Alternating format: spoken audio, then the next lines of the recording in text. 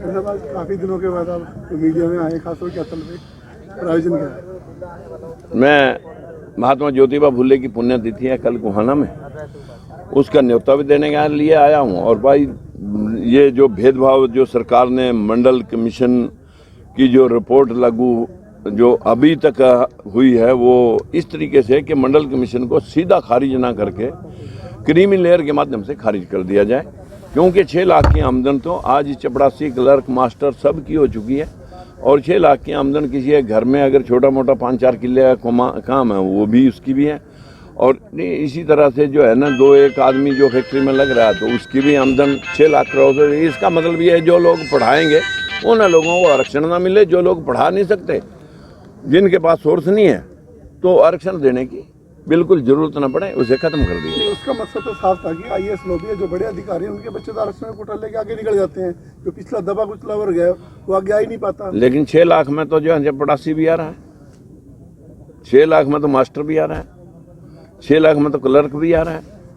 ये जब सेंटर ने 8 लाख करी थी तो ये 6 करने वाले खट्टर साहब कौन है?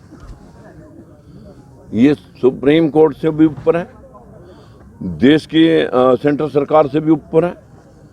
ये व्यवस्था जो है ना ये आज से नहीं है, चलाकियां बहुत देर से चलती रही। आप चाहते हैं? मैं चाहता हूं कि देश के अंदर 100% आरक्षित कर दिया जाए जनसंख्या अनुपात में। जो बाबा साहब ने कहा था जिसकी जैसी संख्या हमारी वैसी उसकी हिस्सेदारी, सब में पढ़े लिखे लोग हैं।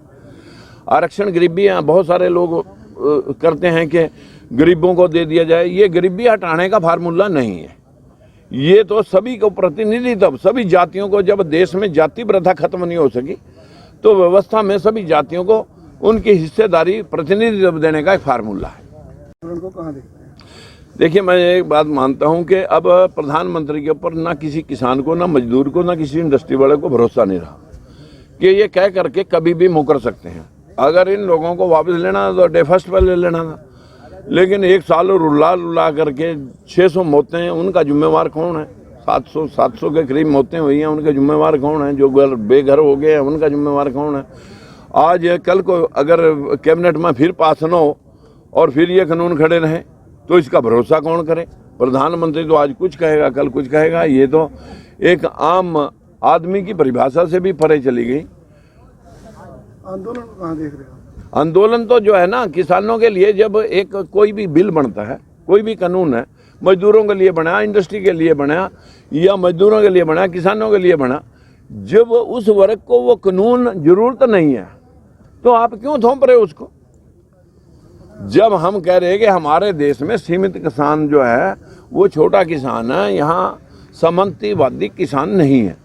यहाँ तो हर रोज पेट चला करके कोई करेले, कोई गोभी, कोई कुछ है, कोई मतलब जहाँ साग सब्जियाँ उगा रहा है, उनको औने पौने भावों में बड़े मल्टी मिलियनर खरीद लेंगे और फिर बड़े बड़े शोरूमों में जब आप खरीदने जाएंगे तो 5 रुपए वाली 25 रुपए में बिक जाएगी। तो आपको शंका है कि बिल वापस नहीं होंगे? हाँ जी, आपको शंका है ये बिल वापस नहीं होंगे कहने के बावजूद भी? नहीं, बिल्कुल मेरी शंका क्या है, ये सारी जनता की शंका है। किसान वैसे थोड़ा तो बैठे वहाँ, वो तो इसी शंका में बैठे हैं। बेरोजगारी को लेके इन्होंने कहा कि सरकार कह रही है कि बिना पर्ची खर्ची के नौकरियां दे रहे हैं, आप कहाँ देख रहे हैं? अभी आपके सामने हरियाणा एसएससी बोर्ड के एक पोजीशन में जहाँ 2-2, 20-20 करोड़ रुपये अभी मिल रहे हैं और पूरे प्रदेश के अंदर ये लूटपाट, यहाँ नहीं कितने बड़ी पेपर लीक हुए हैं। और ये पेपर लीक करने वाले जहाँ जहाँ भी सेंटर बनाए जाते हैं वो पहले से ही जुड़े होते हैं। जहाँ छापा खाना है, जहाँ पेपर छपते हैं, मतलब सरकार के प्रिंटिंग प्रेस में वो लोग बैठे हैं ऑलरेडी पहले से।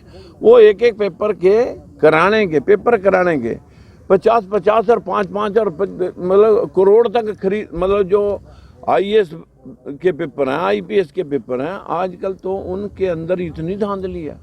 आज जो देश का बंटाधार हुआ, ये जो है ना किसी पे भरोसा करने के काबिल ही नहीं रहा कि ये पेपर जो है ना सही हो रहा है या मैनिपुलेशन में हो रहा है। मानते हैं भगवान दुनिया में है। भगवान की परिभाषा क्या है? कोई आदमी नहीं है, आदमी महापुरुष होते हैं। भगवान ये सृष्टि है। हम हिंदी में उसे प्रकृति कहते हैं, अंग्रेजी में उसे नेचर कहते हैं, उर्दू में उसे कुदरत कहते हैं। लफ्जों का हेर फेर है। ये एक साइकिल है। अब लोग कहते हैं कि ये सृष्टि मनु महाराज ने रची थी। अरे ये सृष्टि सूर्य से एक टुकड़ा टूट के अलग होया, जब ठंडा होया, पानी आया, वनस्पति आई, तो जीव जंतु पैदा हुए, उसी में एक आदि मानव पैदा होया। उसने पत्थर से आग जलानी सीख ली, जो जानवर मार के खाता था फिर भून के खाने लगा, और महज इत्तेफाक है आहिस्ता आहिस्ता विकसित होते होते सिंधु घाटी की सभ्यता तक वो पूर्णतः मानव रूप में बन गया। बाल भी लुप्त हो गए, पूंछ भी लुप्त हो गया, और विकसित आदमी बन गया। वो अवशेष हमारे पास है। सिंधु घाटी की सभ्यता का कार्यकाल मापा गया 4500 ईसा पूर्व। 4500 ईसा पूर्व में 2021 और जोड़ लो तो 6521 साल पहले के अवशेष हमारे पास देश में है। जिस गीता को पढ़ाने के बाद गीता में लिखा हुआ है कि कार्यकाल महाभारत का 5150 साल है, तो 5150 साल के मैं कुरुक्षेत्र में रहता हूँ। कोई गदा, कोई बाला, कोई पालकी, कोई तलवार, कोई महल, कोई बिल्डिंग, जब अवशेष जो है ना मकाना के अवशेष सिंधु घाटी की सभ्यता के मिल रहे, तो ये कहाँ है? क्योंकि हमारे सुप्रीम कोर्ट में भी कहा गया है कि ये हमारी आस्था के केंद्र हैं।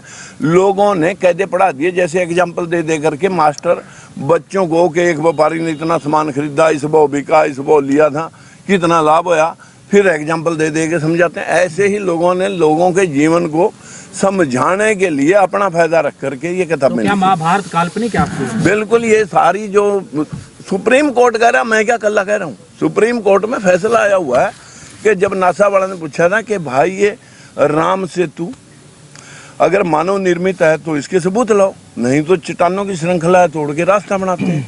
ऐसी व्यवस्थाएं सुप्रीम कोर्ट में हमारे आर्कोलॉजिकल डिपार्टमेंट और भाषा विभाग दोनों ने हल्फनामा देके कहा कि हमारी श्रद्धा के केंद्र हैं। इनका ऐतिहासिक प्रमाण कोई नहीं है। जिस चीज का ऐतिहासिक प्रमाण नहीं है, आप उसे कैसे ऑथेंटिकेट मान सकते हो? आप मंदिर जाते हैं? मैं कभी मंदिर नहीं गया। कौन से, आप कहाँ पूजा करते हैं? किसकी पूजा? मैं पूजा इसकी करता हूँ, इंसानियत की। तो उनके लिए सत्ता छोड़ के लड़ रहा हूँ, तो ये मेरी पूजा कांग्रेस वाले भी इंसान है, एक जाति विशेष पर आपने टिप्पणी की, वो भी इंसान है, तो क्यों नहीं माफ करते? हाँ, कल किसके ऊपर बोल रहे आप? कौन सी जाति विशेष पर बोल रहे? आप, मैं उस जाति का नाम ना लूँ, आप बड़ी बातें जानते हैं। एक जाति ने आपका विरोध भी किया था कि आप हमारा हक छीन रहे हैं, हमारे विरोध में बोल रहे हैं, तो वो भी तो इंसान है सर। उनका मैंने किसी जाति का विरोध ना जिंदगी में किया ना करूं। ये मेरे हाथ में वो कॉपी है जो घर घर गई हुई है। इसमें देखो कि मैंने कहा 100% आरक्षण दिया जाए। किसी ब्राह्मण बनिए, ठाकुर या जाट या कोई दलित, किसी को भी उसकी संख्या के अनुपात में सब जातियों में पढ़े लिखे लोग, आप सब जातियों में कौन सा हम सबको नौकरी दे देंगे? हर जाति में उसके माकूल 1-2% नौकरी है, और सब जातियों में पढ़े लिखे हैं, उसकी संख्या के मुताबिक उनको नौकरी मिलनी चाहिए, संसाधन मिलने चाहिए।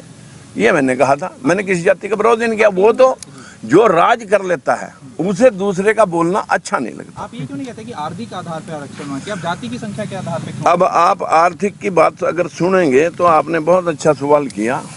आज आप गरीब हो, कल आपकी लैटरी लग जाती है, आप करोड़पति, फिर आपने जो आरक्षण ले लिया उसका क्या करें? जो आरक्षण कोई गरीबी हटाने का फार्मूला नहीं था। सभी जातियों को उचित उनकी संख्या अनुपात में प्रतिनिधित्व देने का एक फार्मूला था। ये गरीबी अमीरी का पैमाना था ही नहीं। अभी कौन सा हमने सारे गरीब अमीर कर दिए जिनको आरक्षण मिल गया? ये तो सब की बात, सब जजों में भी हमारे लोग हों, यूनिवर्सिटियों में हमारे लोग हों, तो फिर क्यों नहीं यूनिवर्सिटियों में वाइस चांसलर लगा? क्यों नहीं हमारा कैबिनेट का कोई मिनिस्टर बना? क्यों नहीं मिलिट्री के अंदर हमारी 3% की संख्या अफसरों में रहेगी? कोई रेजिमेंट हमारी क्यों नहीं बनी? बाकी के लोगों की 40-40, 30-30 रेजिमेंटें क्यों बन गई? ये जो भेदभाव है, इस भेदभाव को खत्म करने के लिए आरक्षण रखा गया। आपकी बात जनता क्यों नहीं समझ पा रही है? एक भी सीट आपको अब तक क्यों नहीं मिल पाई? और आप अब अपने देखिए, MLA कब बना पाएंगे आप? देखिए, मैं MLA, MP, मंत्री सब कुछ बन लिया। जिसकी भूख होती है मजे लूटने की, हम वो लोग हैं जो लोगों को जगाते हैं। जस्ट लाइक गांव के अंदर एक कुत्ते होते हैं, वो जब गांव के अंदर ऊपर आदमी चोर घुसता है तो वो पूरे भौंकना शुरू कर देते हैं। एक भौंकेगा तो सारे भौंक पड़ते हैं। जब तक गांव से बाहर उसे निकालना दें, पूरे गांव को जगा देते हैं। लेकिन उसके बनिस्बत एक पेट डॉग होता है, वो कोठी में रहता है। सारा गांव लूट जाए वो नहीं बोले, और वो कोठी में पड़ा पड़ा जो है ना, अगर गेट ही खड़का दिया तो चाहे थोड़ा बहुत शोर कर दो, अन्यथा वो चुप रहेगा और उसे मिलेगा सवेरे दूध का कटोरा। और जो हम जाएंगे, जो जनता को जगाने वाले, हमें मिलेगा सवेरे लाठ जब हम रोटी मांगने के लिए जाएंगे। ये तो है भूमिका जगाने वाले की। मुर्गा सबसे पहले आपको 4 बजे जगाता है, सवेरे उसकी गर्दन कट लेती है। जिन राजगुरु सुखदेव भगत सिंह ने इस देश को जगाया, उनकी गर्दन कट चुकी है। ऊधम सिंह कंबोज की गर्दन कट चुकी है। सुभाष चंद्र बोस की गर्दन कट चुकी है। यहाँ पर जितने जगाने वाले लोग थे, उन्हीं ने इस दुनिया को रास्ता दिखाया। मैं उनमें से हूँ। आने वाले समय में अगर गठबंधन करना पड़ा, कौन सी पार्टी को चुनेंगे? क्योंकि एक साथ तो आपकी सारी सीटें आएंगी। मैं किसी भी पार्टी को जो हमारे इस समानता आधारित फार्मूले को एक्सेप्ट करेगी, उसे पकड़ेंगे। सर, कंगना रनौत ने बयान दिया था, ये बहुत सारे भिखारी जो है ना, ऐसे बकवास करते रहते हैं।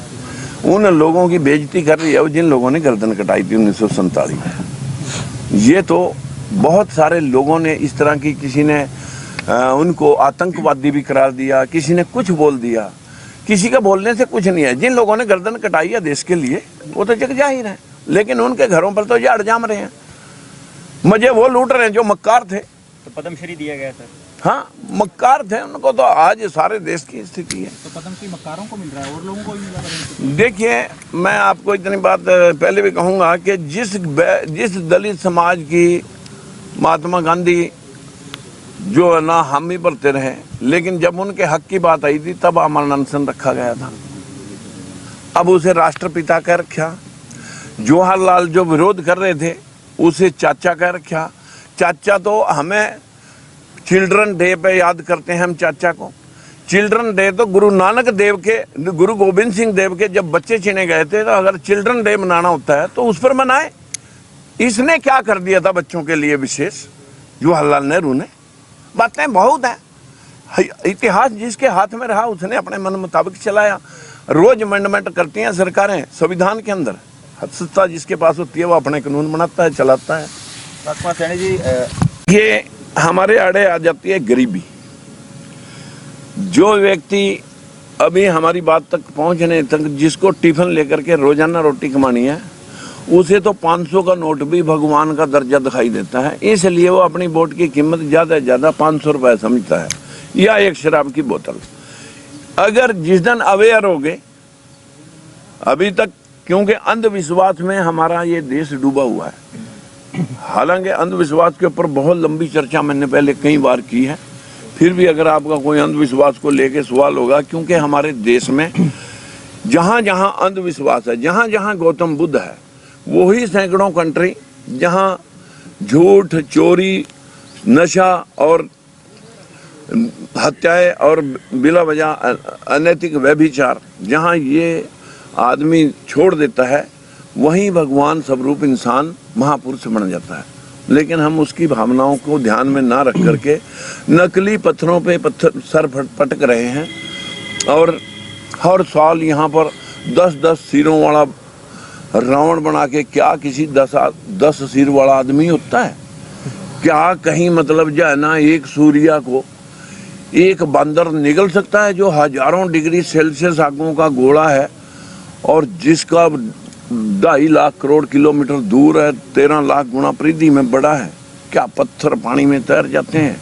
क्या जो है ना इंसान यहाँ एक पर्वत ठेका, एक बंदर जो है ना कहीं जा सकता है? इतना अंधविश्वास इस देश में फैलाया गया जिसको लोग आस्था का नाम दे रहे हैं। ये आस्था नहीं, अंधविश्वास है। अंधविश्वास जब तक देश में रहेगा, ओबीसी और एससी समाज मानसिक गुलामी के तहत हजारों साल का शिकार है। और इस व्यवस्था को बदलने के लिए हम प्रयास कर रहे हैं कि जितने भी महापुरुष हैं, चाहे स्वामी विवेकानंद है, स्वामी दयानंद है, चाहे कबीरदास है, चाहे रविदास है, चाहे गुरु नानक देव है।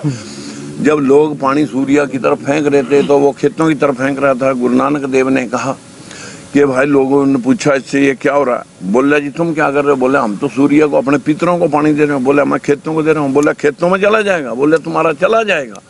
तो बहुत सारे ऋषियों मुनियों ने, संतों, महापुरुषों ने समझाने का, अंधविश्वास के, मूर्ति पूजा का खंडन किया। लेकिन हम पत्थरों के पुजारी हैं। एक बात जरूर कहूँगा, डराया हमें कैसे जाता है अंधविश्वास को लेके। कि ये जन्म तो तुम्हारा गरीबी में कट गया, बेरोजगारी में कट गया, फकीरी में कट गया, ठीक नहीं हो सका, कम से कम अगला जन्म तो ठीक कर लो। अगला जन्म कैसे ठीक होगा भाई? पूजा पाठ करो, जो कमावा उसे दान कर दो, भंडारे लगा दो, ये कर दो, वो कर दो। मैं कहता हूँ कि भाई ठीक है, फिर क्या मिलेगा? बोले स्वर्ग मिलेगा। स्वर्ग में क्या मिलेगा? बोले अब परियां मिलेंगी। अरे यहाँ तुम्हारे कोई रिश्ते नहीं कर रहा, तुम वहाँ परियां ढूंढ रहे हो। मैं आप सब भाइयों के माध्यम से बात इसलिए कहना चाह रहा हूँ, लोग कहते हैं कि आत्मा अजर है, अमर है, मरती नहीं है। तो भाई अगर अजर है, अमर है, जन्म नहीं लेती, मरती नहीं, तो हमारा देश जब आज़ाद हुआ तो हम 23 करोड़ थे, 12 करोड़ पाकिस्तान में चले गए थे, 35 में से थे ही हमारे पास थे। अब हो रहे 140 करोड़, तो 117 करोड़ आत्माएं कहाँ से आई? चलो कुत्ते बिल्ले चूहे कीड़े मकोड़े मर गए होंगे, लेकिन वो तो जितनी गंदगी फैली वो भी कई सौ हजारों लाखों गुना हो रहे। तो ये खेल जो रचा गया है, मानसिक गुलामी बना करके, डरा करके लूटा गया है इस देश को। जहाँ ये बीमारी नहीं है वही देश, जहाँ जापान सबसे छोटा कंट्री है, जहाँ महात्मा गौतम बुद्ध की विचारधारा के मुताबिक पूरा वर्ल्ड उसका कर जाइए, सारी टेक्नोलॉजी 70% उसी की है। जब वहाँ भगवान इतने नहीं जानते तो उस देश पर तो कुछ होना ही नहीं चाहिए था। और मैं कभी मंदिर नहीं गया तो मेरे को तो कुछ मिलना ही नहीं चाहिए था। मैं तो गांव की बेजमीन घर में पैदा होगा, एक बड़ी इंडस्ट्री तक गया, गांव की पंचायत से मेंबर पार्लियामेंट तक के सारे चुनाव देश में जितने हैं वो सारे जीते, पर कभी मंदिर नहीं गया। तो बस यही बात मैं समझाना चाहता हूँ। जो आडंबर और अंधविश्वास